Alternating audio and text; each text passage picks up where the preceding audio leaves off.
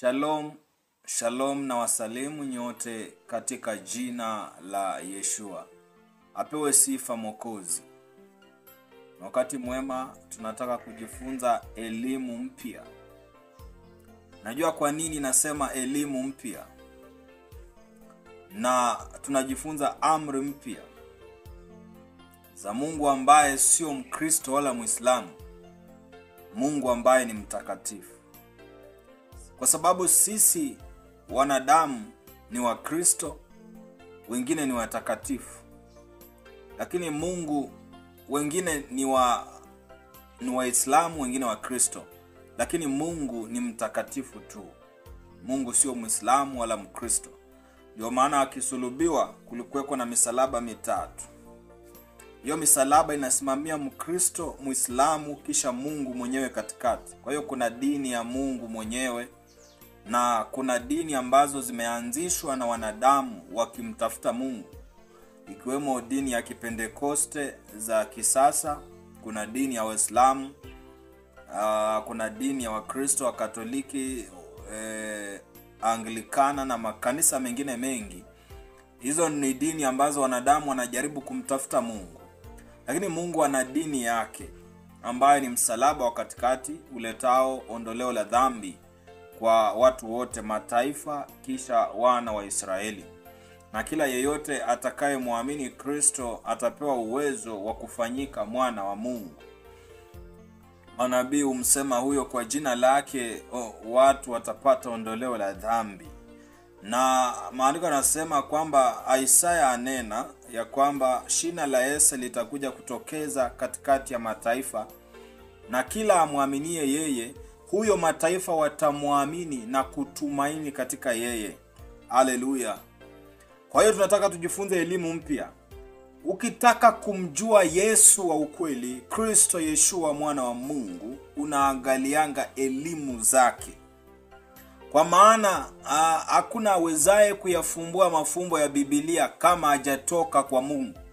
Maana maandiko yanasema siri, Mungu akawaambia wana wa Israeli, siri ni zangu mimi, ila amri nilizowapeni ninyi ni zenu na watoto wenu.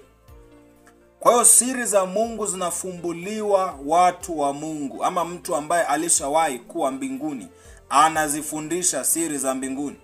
Na mimi nawajilieni kwa utukufu ambao Baba alinivika, ili nami niwavike utukufu huo katika elimu yangu ya utakatifu.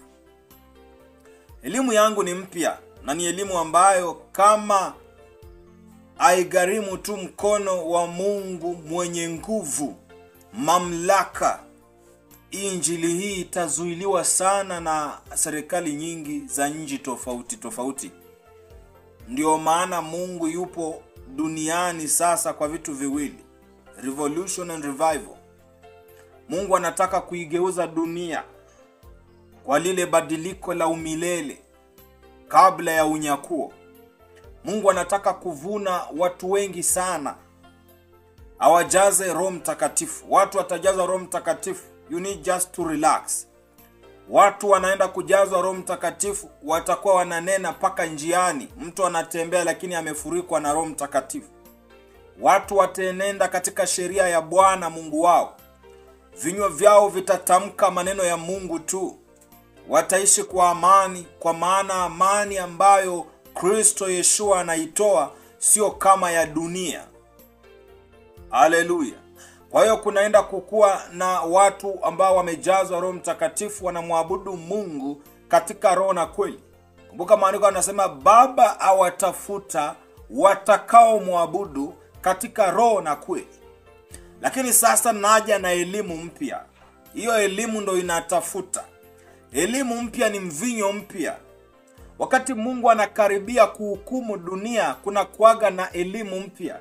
Angalia nyakati za Nuhu. Nuhu alikuja na elimu mpya ya kuambia watu Mungu anakuja kuangamiza dunia kwa gharika. Watu wakasema Nuhu amelewa kwa mvinyo mpya. Mvinyo ni elimu mpya. Nuhu amelewa kwa mafundisho mpya. Nuhu akawaambia Mungu amenitokea katika ndoto za usiku na kuniambia. Isaya anasema sisi bado tunamwabudu yule Mungu wa nyakati za Nuhu. Na sasa wakati unyakuo umekaribia hivi, Mungu wa mbingu na nchi anataka awanyweshe watu mvinyo mpya. Lakini kwenye kitabu cha Ufunuo maandiko yanasema yule mwanamke rika rabaseke lori maedrasaya o gairasia. Ninaomba Baba na kutukuza kwa sababu ya mvinyo mpya. Tazama mimi na wavika ule utukufu ambao wewe umenivika, ili wapate kukupendeza kama mimi nikupendezavyo wewe. Haleluya, glory masi. Tazama Baba mkamilifu na mwaminifu, uwezo wako ukaingie ndani yao, nao wafanyike kuwa sehemu ya mwanao wa pekee, ili wapate kuurithi ufalme ambao umenipa. Na nasi katika ufalme wako tutakaa pamoja nao, watakaoyafuata maneno yangu na kuyatii. Baba mkamilifu, yale ulionipa mimi na wapa, ili wapate kupata tumaini ndani yangu kama mimi nilivyopata tumaini ndani yako.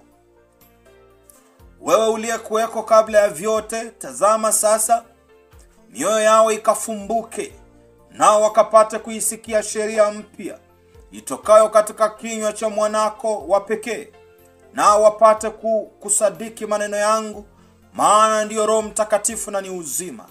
Haleluya, haleluya. Naomba na kusadiki na iwe hivyo. Haleluya. Nimekuambia kwamba Yesu aliwashangaza sana Wayahudi kwa sababu ya elimu mpya. Apewe sifa Mwokozi. Na kusomea kitabu cha Marko mlango wa kwanza. Marko mlango wa kwanza kuanzia mstari wa 21. Maandiko yanasema wakashika njia mpaka Kapanaumu, na mara siku ya Sabato akaingia katika sinagogi akafundisha. Wakashika njia mpaka Kapanaumu, na mara siku ya Sabato akaingia katika sinagogi akafundisha. Wakashangaa mno kwa mafundisho yake, kwa maana alikuwa akiwafundisha kama mtu mwenye amri, wala si kama waandishi. Nataka usikilize kimakini. Na mara palikuwako ndani ya sinagogi lao mtu mwenye pepo mchafu. Pepo mchafu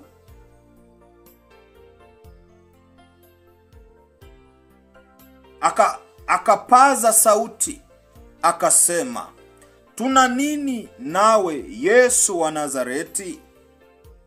Je, umekuja kutuangamiza? Na kutambua nani mtakatifu wa Mungu? Yesu akamkemea akisema, fumba kinywa chako umtoke. Fumba kinywa chako umtoke. Yule pepo mchafu akamtia kifafa, akalia kwa sauti kuu, akamtoka. Wakashangaa wote, hata wakaulizana wakisema, ni nini? Elimu mpya? Elimu mpya? Maana kwa uweza awaamuru hata pepo wachafu, nao wamtii. Habari zake zikaenea mara kote kote katika nchi zote kando kando ya Galilaya. Nataka uone hapa wakisema nini hii? Elimu mpya? Nasema Yesu alipoingia ndani ya sinagogi akamwona mtu mwenye pepo mchafu, pepo akamcharuka. Alikuwa akifundisha, mtu mwenye pepo mchafu akapaza sauti. Kwa hiyo katika elimu za mwana wa Mungu kuna uponyaji ndani yake. Kuna deliverance ndani ya teachings.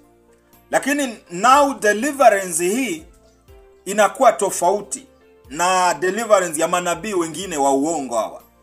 Deliverance huwa inakuwa kwanza mental deliverance. Kumbuka sisi ni watumwa wa dhambi kabla tukutane na Mwokozi. Kazi yake ni kuokoa.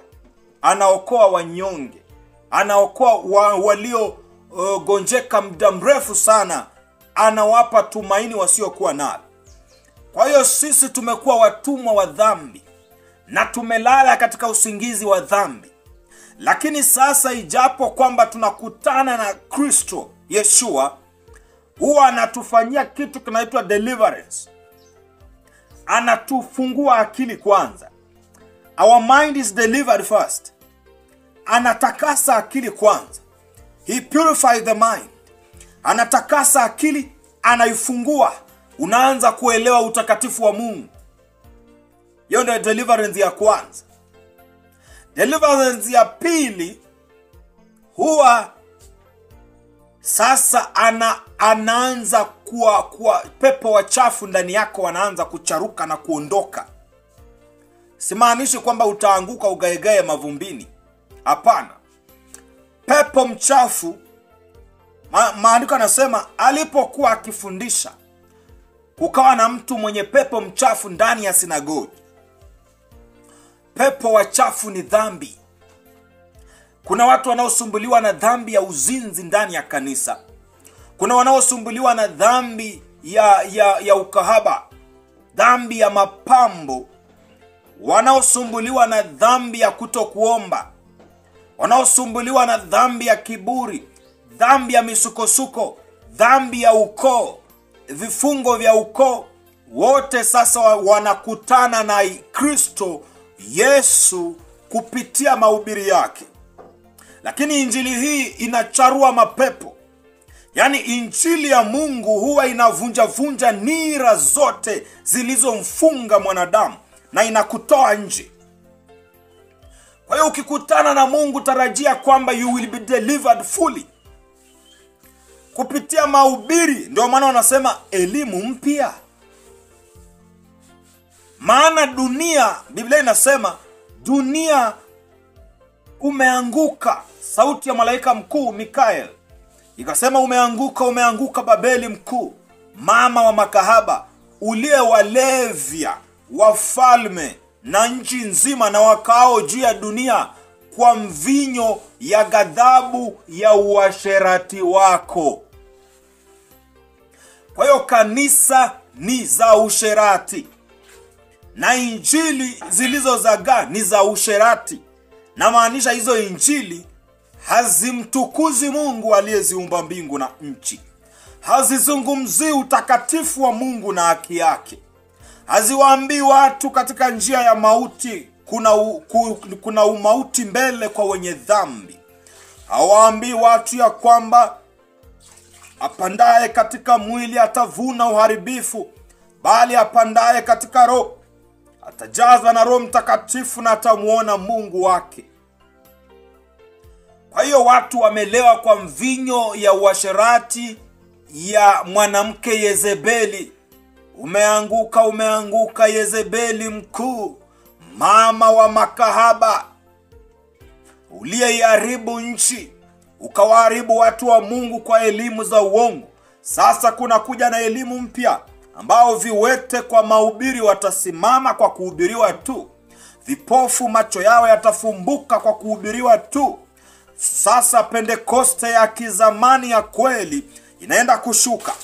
Ndipo Mungu atatembea kila sehemu na kutakuwa na uponyaji wa watu wote. Viwete watainuka. Mara ya kwanza mtaona miujiza Yesu Kristo Mnazareti akifanya miujiza yake kwa utukufu mkubwa, pasipo kukuwa na uongo wa kibinadamu. Maana Mungu anapanda katika kweli. Maana anasema Mungu anawataka watu waliojazwa na kweli na Roho Mtakatifu wake. Watu wanashangaa ni elimu mpya.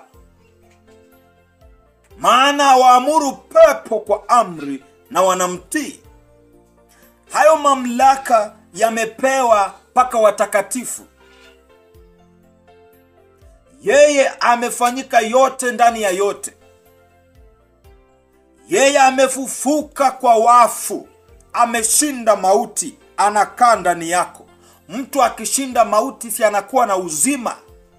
Kwa hiyo yeye mwenye uzima anakaa ndani yako. Kwa hiyo lazima uwe na uzima. Umeyashinda mauti. Maandiko yakasema, yeye aniaminie mimi hatahukumiwa, bali amepita toka mautini mpaka uzima wa milele. Yeye asikiaye maneno yangu na kuyaamini.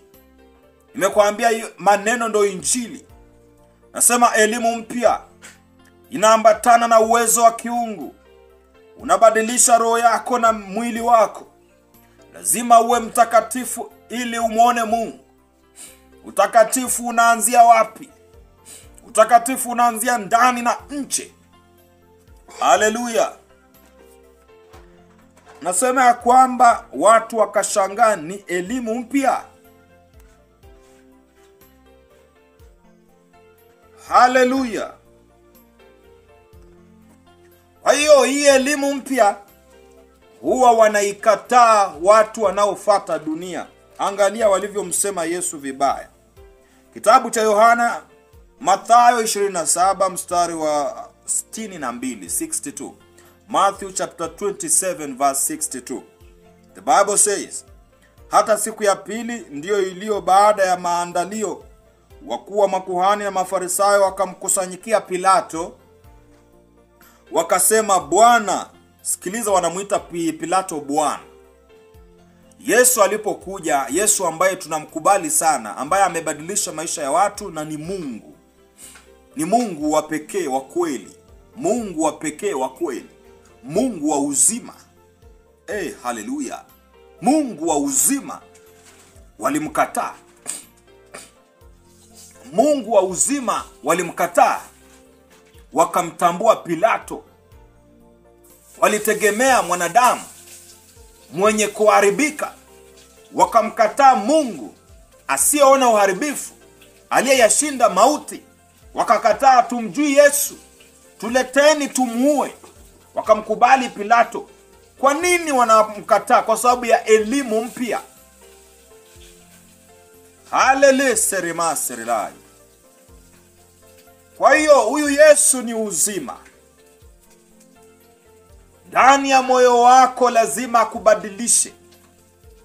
Lazima umkaribishe, naye atakubadilisha. Kubaliana na neno lake, utabadilika. Yesu ni mfumo. Yesu ni system, tofauti na system ya dunia. Mbingu ni ufalme. Ufalme unakuwa na serikali za ufalme huo. Kwa hiyo Yesu ni serikali ya mbinguni. Anaposhuka duniani, bado ana elimu zake, utakatifu wake, rehema zake, uwezo wake, neema ya Mungu. Sariad. Risela idriha idrisia. Lo haria lewasika. Sikiliza, wakasema, Bwana, tumekumbuka kwamba yule mjanja alisema alipokuwa agali hai, baada ya siku 3 nitafufuka. Unaona, wanasema yule mjanja. Yule mjanja alipokuwa angali hai alisema baada ya siku 3 nitafufuka. Sijui mnanielewa? Wakasema, Bwana, tumekumbuka. Yule mjanja alisema baada ya siku 3 nitafufuka. Na kuuliza swali, kati ya Yesu na hawa Mafarisayo na wakuu wa makuhani, nani mjanja? Hili andiko litaweza kukufungua akili. Waliomfuata Yesu waliitwa kwamba wanafuata upotovu, lakini kumbe wanafuata nuru. Kumbe Bwana ni sehemu ya maisha yao. Kumbe hawakutaka kumfuata kwa sababu ya mali, walimfuata kwa sababu ya uzima wa milele. Petro anamwambia, tumeviacha vyote, tutapata nini? Anawaambia, mimi nitakaa pamoja nanyi katika viti 12 nikiwatawala wana wa Israeli. Haleluya. Anasema hapa, nitafufuka. Basi amuru 64 kwamba kaburi lilindwe salama hata siku ya 3. wasije wanafunzi wake wakamuiba na kuwaambia watu amefufuka katika wafu, na udanganyifu wa mwisho utapita ule wa kwanza. Unaona, injili ambayo Yesu ametufundisha wanasema ni udanganyifu. Ule wa mwisho utapita ule wa kwanza. Maana yake ni kwamba akifufuka, injili yake itakuwa na nguvu sana. Kwa hiyo tuma polisi walinde pale. Na pia inamaanisha udanganyifu wa mwisho utakuwa mkubwa kuliko wa kwanza. Yaani injili na uwezo wa mwana wa Mungu siku za mwisho utakuwa mkubwa kuliko wa kwanza, ambao watu wanaona ni udanganyifu. Kaburi lilindwe. Akasema, Pilato akawaambia, mna askari, nendeni mkalinde salama kadiri mjuavyo. Wakaenda wakalilinda kaburi salama kwa kulitia lile jiwe muhuri pamoja na wale askari walinzi. Haleluya. Unaona ya kwamba Yesu Kristo anahubiri ukweli, anawaambia siku ya tatu nitafufuka. Wanasema ni udanganyifu. Anawapotosha watu. Sasa hivi dunia nzima inamwabudu Yesu. Ndio maana ujue ya kwamba kionekanacho kigumu, mahali paonekanapo pagumu, ndio njia ya uzima ipo. Mahali pepesi, kula na kunywa. Biblia inasema ufalme wa Mungu sio kula na kunywa, bali ni haki, amani katika Roho Mtakatifu. Hakuna uzima wa milele hapo. Uzima wa milele ni mahali ambapo ni chakula kigumu, kuna ugumu. Maandiko yanasema njia ya kwenda kwenye ufalme wa mbinguni ni nyembamba mno na imesonga. Maisha inajipinda, ina milima. Lakini iendao upotevuni ni pana. Wengi wanaiona. Wakristo wanapita, Waislamu wanapita, Wayahudi wanapita, mataifa wanapita. Watakatifu wanapita kwenye njia nyembamba ya uzima. Nyembamba na wachache waionao. Angalia kundi kubwa la makuhani na mafarisayo wanasema yule mjanja. Yule mjanja. Ayasikiliza, kama Yesu anaitwa mjanja, inamaanisha kuna kitu duniani akielewekagi na ni utakatifu. Na kumaanisha makanisa zote hazimuelewi Yesu. Ndio maana wahubiri injili elimu mpya. Ukiona mtu anakuambia nimeshuka kutoka mbinguni, anakuhubiria elimu zinazofanana na za watu wa makanisa za uongo, manabii wa uongo, huyo si wa Mungu. Ubatizo wa maji mengi Ezekiel anabatiza, wewe unabatiza na unasema umetoka mbinguni. Kufanya nini mbinguni? Ukienda kwamba unahubiri unyakuo, Aora anahubiri sana kukuliko. Umetoka wapi wewe? Lakini elimu mpya yenye matendo ambayo inawafungua watu. Waliofungwa na magonjwa wanafunguliwa. Waliofungwa na pepo wachafu wanaachiliwa huru. Waliofungwa na mateso ya dunia wanaachiliwa huru. Waliokosa amani, amani inarudi. Walioharibiwa na dunia, dunia inawaachilia. Kwa maana wamepatana na Mwokozi. Nuru imekuja duniani na watu wameikataa. Wanaita mjanja. Wanasema yule mjanja alisema atafufuka. Wameikataa nuru iliyokuja duniani, wakapenda giza. Maana waliogopa matendo yao kufunuliwa. Nuru ni utakatifu. Watu wakimkataa mwana wa Mungu, nasema anikatae mimi, amemkataa na Baba yangu. Maana Baba yu ndani yangu, mimi ni ndani ya Baba. Anionaye mimi amemuona Baba. Anichukiaye, anasema, tazama wao hawana udhuru kwa dhambi zao. Wametuona mimi na Baba yangu na kutuchukia. Wametuona mimi na Baba yangu na kutuchukia. Tuendelee tuone tuone mjanja alifufuka alivyosema ama hapana.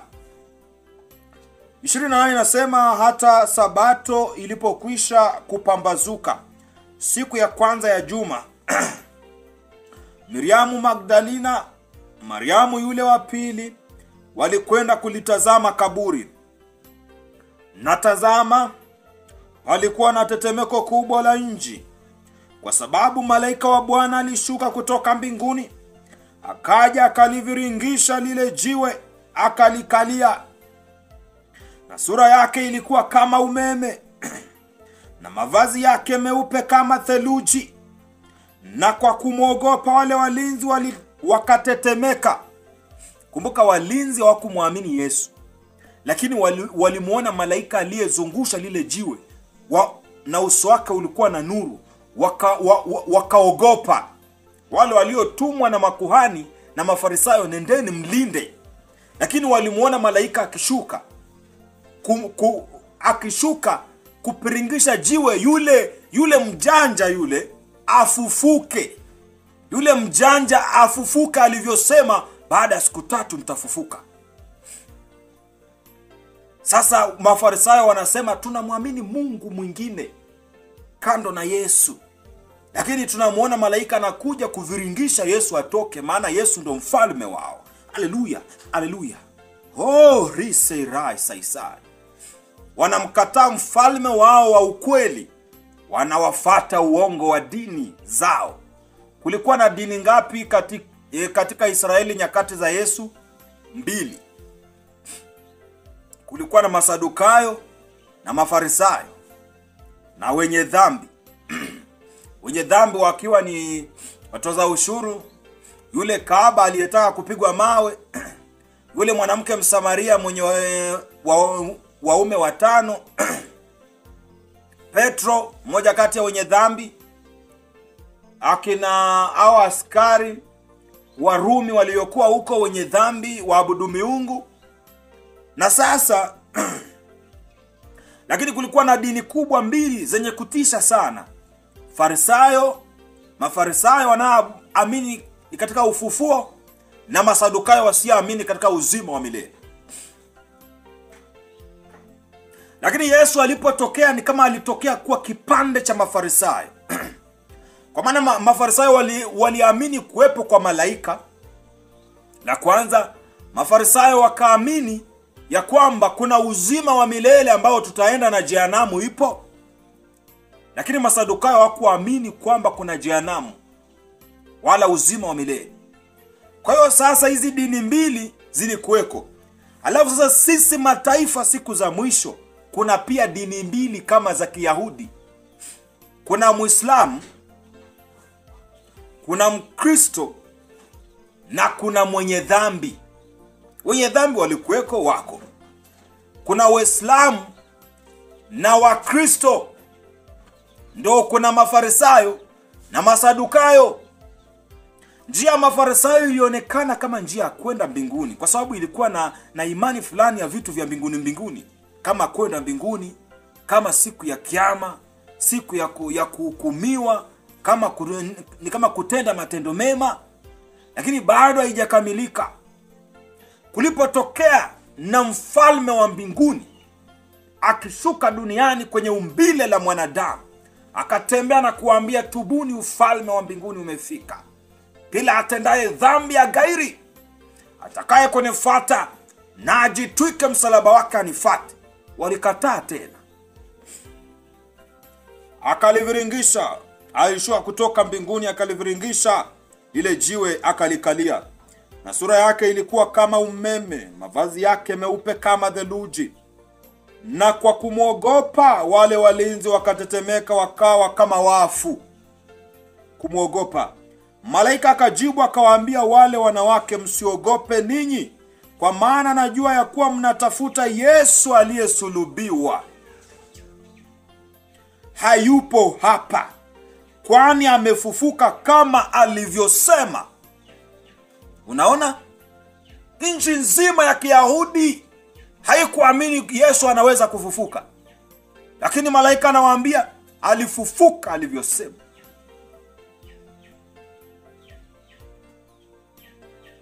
Yashua Mesia aliomba Getselemani kwa kilio, alianguka kifudifudi.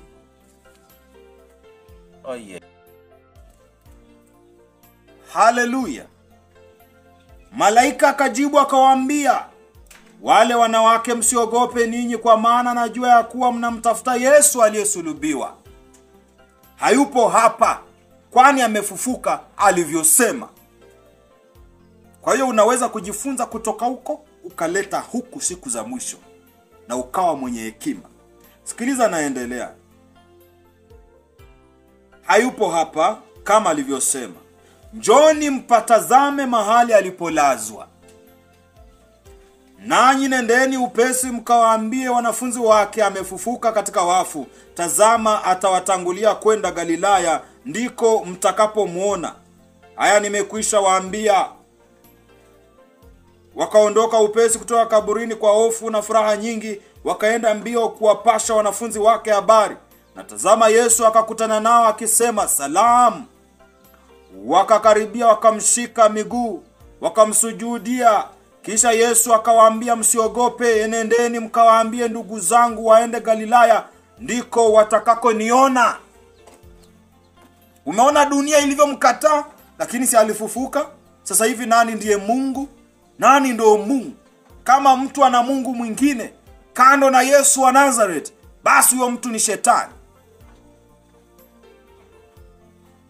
Kwa sababu Mungu ni mmoja tu, sio utatu. Mungu ni mmoja. Jina lake ni Yeshua. Ndiye Mungu. Kuna Yeshua wa Nazareth, Yeshua wa mataifa. Wote wametoka kwa Mungu mmoja.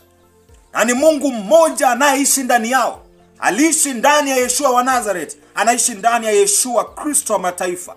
Ni Mungu mmoja tu, ni mtu mmoja. Mungu wa pekee wa kweli.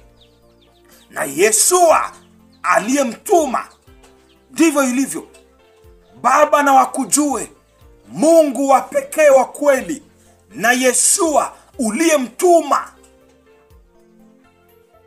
Usidhanie Mungu yupo mwingine kando na Yesu Kristo. Kwanza, Yesu Kristo ni tofauti na Yesu. Yesu Kristo ni mwana wa Miriamu, ana mama. Maandiko yanasema Mungu ana mama, kumaanisha Yesu ndiye Mungu. Yesu Kristo si Mungu, ni mwanadamu ambaye Mungu aliishi ndani yake. Hivyo ilivyo kwangu. Ndio maana Kristo ni wanadamu. Kristo ni damu na nyama. Lakini roho haziwezi itwa Kristo, kwa sababu roho haziwezi kuwa anointed. Sasa hivi ukikufa wewe unaingia hukumuni. Hakuna cha uokovu baada ya kifo, ni hukumu. Ndio maana roho haiwezi kaitwa anointed. Mkimaanisha Yesu Kristo, Kristo ni maanisha mpakwa mafuta, Mesaya. Kwa hiyo kama Mungu ni Mesaya, inamaanisha kuna Mungu mwingine basi. Mungu hawezi akakuwa Mesaya. Mungu hawezi akakuwa Christ. Hawezi akakuwa Kristo. Mungu hawezi akakuwa Kristo. Mungu ni Yesu tu basi. Ukiongeza Kristo, huyo ni Mnazareti. Ni Mungu katika mwili. Mungu kwenye ukamilifu wake. Mungu atakayeishi na wanadamu katika uzima wa milele. Nawaambia, huo ni ufalme wangu. Mimi nitampa yeye ayasikiaye maneno yangu na kuyaamini, nitampa funguo za milango ya dhahabu, naye ataingia katika ufalme wa mbinguni. Funguo za ufalme huo ni mimi kumimina Roho Mtakatifu ndani yako. Kisha huyo Roho Mtakatifu ukifika kwenye malango yanafunguka automatic, kwa sababu ufunguo wa hayo malango uliumeza uko ndani yako. Na mimi naliwaambia Roho Mtakatifu anatokana katika elimu za utakatifu wangu. Elimu mpya. Elimu mpya. Kama huna elimu mpya huendi mbinguni. Maana hata Yesu alipotokeza alikuwa na nini? Elimu mpya. Kama unahubiri vitu vilivyohubiriwa miaka 2000, sijui 2000, sijui ma false prophet wanahubiri, wewe unahubiri. Kwa hiyo who is the true one? Meza ya Bwana unatumia. Manabii wa uongo unaowasema ni wa uongo wanatumia kama wewe tu. Haya, kitu kingine ni kipi? wanabatiza kwa maji mengi, pia wewe unaenda Yordani. Wanasema utatu mtakatifu, wewe pia utatu mtakatifu. Wanasema ya kwamba wanawapatia watu nyota kubarikiwa, pia unahubiri Mungu atakubariki utokapo uendako, Mungu atakuinua. Kwa hiyo hakuna tofauti ya wewe na yeye. Tofauti ni kwamba wewe una wivu kwa ajili yeye shetani amempa viwango. Lakini mtu wa Mungu ana utulivu. Asikilizani na dunia. Mtu wa Mungu anakaa, ni mtu baki. Ni mtu mwenye kuyaangalia maneno. Wakristo wa Beruya walikuwa wanahubiriwa na mitume, wanaenda kwa Biblia yao wenyewe. Wanaangalia kweli amehubiri kitu yenye iko.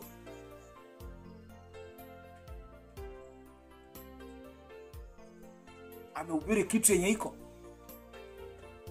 Sio wewe umehubiriwa hata ukumbuki ni kifungu kipi kimesomwa, wewe unasema tu nimebarikiwa na ibada. Jumapili imekuwa nzuri. Unaenda jehanamu na uzuri wa Jumapili yako. Na kusomea kitabu cha Zekaria mlango wa 8 kuanzia penyewe. Neno la Bwana wa majeshi likanijia kusema, Bwana wa majeshi asema hivi, mimi nina wivu kwa ajili ya Sayuni, wivu mkuu, nami nina wivu kwa ajili yake kwa ghadhabu kuu. Bwana asema hivi, mimi nimerudi Sayuni, nami nitakaa katikati ya Yerusalemu, na Yerusalemu utaitwa mji wa kweli, mlima wa Bwana wa majeshi uitwao mlima mtakatifu. Bwana wa majeshi atasema hivi, wazee waume na wazee wanawake watakaa tena katika njia ya Yerusalemu, kila mtu ana mkongojo wake mkononi, kwa kuwa ni mzee sana, na hizo njia za mji zitajaa wavulana na wasichana wakicheza katika njia zake. Bwana wa majeshi asema hivi, ingawa hili ni neno lililogumu mbele ya macho ya mabaki ya watu hawa katika siku hizo, je, liwe neno gumu mbele ya macho yangu? Asema Bwana wa majeshi. Tazama, nitawaokoa watu wangu toka nchi ya mashariki. Hii ni Kenya inazungumzwa hapa. Umeona mlima mtakatifu wa Sayuni, nina wivu juu ya Sayuni, nitarudi. Sikiliza venye Mungu anasema hapa. Hasemi nitakuja, anasema nitarudi na kukaa katikati ya Yerusalemu. Nasema Bwana asema mimi nimerudi Sayuni. Mimi nimerudi. Inamaanisha kukuja kwa Yesu mara nyingine. Lakini anakaa Sayuni, mahali pa mlima mtakatifu. Watu waache kusema ni Mount Kenya. Mlima mtakatifu ni kikundi, ni watu, a multitude of people in the spirit. Mungu anaita mlima mtakatifu, yani kila mtu ni holy people with one religion. Watu watakatifu, wana kanisa ni moja, wanahubiri utakatifu, wanakemea dhambi, watu wanajisitiri, wanamuomba Mungu, wananena kwa lugha, wamejaza Roho Mtakatifu. Yani kutakuwa na watu wa revival, ndio linaitwa taifa hili la Kenya. Hapa ni unabii kuhusu kurudi kwa Mungu mara ya pili. Isaya pia amesema Sayuni, Isaya 18, na yeye akakuwa wazi sana, akawaambia nchi iliyoko karibu na Ethiopia. Yani Mungu ameigeukia Kushi. Yerusalemu watakuwa watu wangu, nami nitakuwa Mungu wao katika kweli na katika haki. Kweli ni Injili. Kwa hiyo ukitaka kujua nchi ya agano, angalia Injili itakayotokeza. Kumekuwa na watu wengi ambao wanamwabudu Mungu lakini wamechanganyikiwa. Wanasema kwamba Tanzania ndo Kushi. Kushi ni Ethiopia kwanza.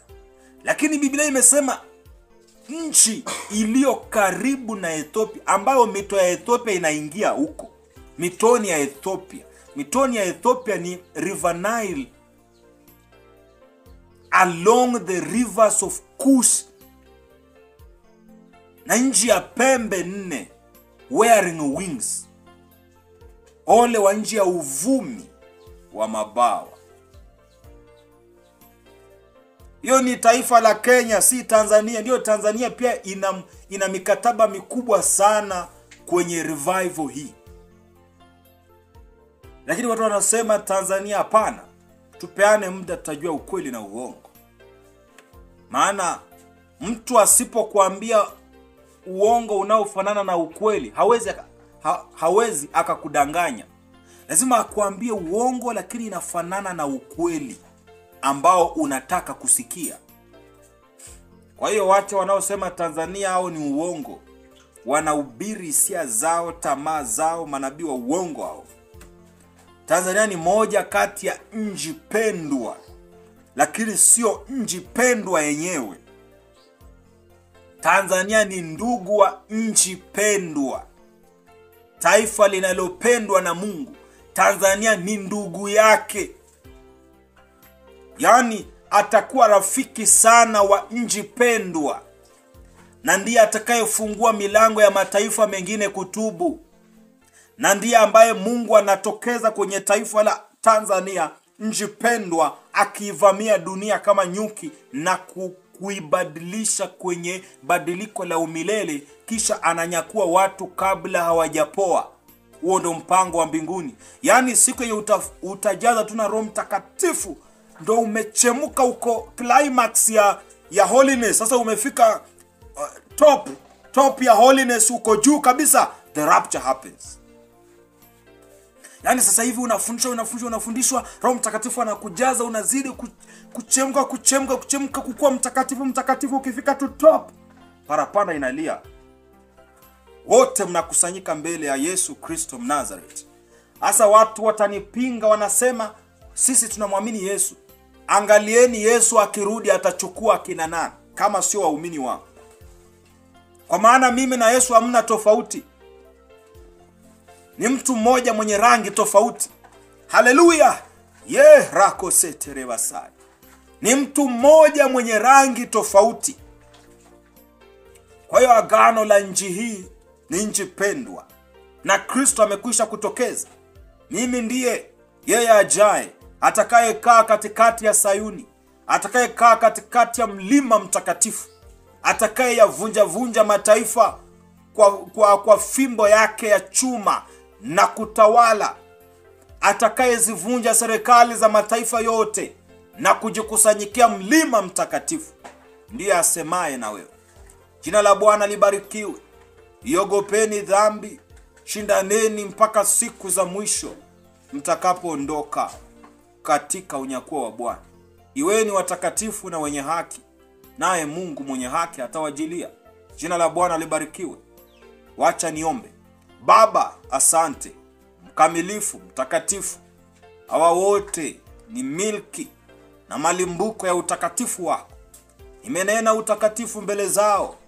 Na sasa Baba mkamilifu, wajaze Roho Mtakatifu, wafurike uwezo wa kufanyika wana wa Mungu. Nataka utakaponieka nao hao pia wawe pamoja nami katika ule ufalme ulionipa.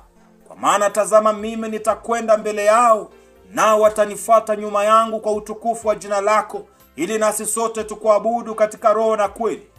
Baba, asante. Baba mtakatifu, aleli seria riaga masia. Asante. Naomba na kusadiki na iwe hivyo.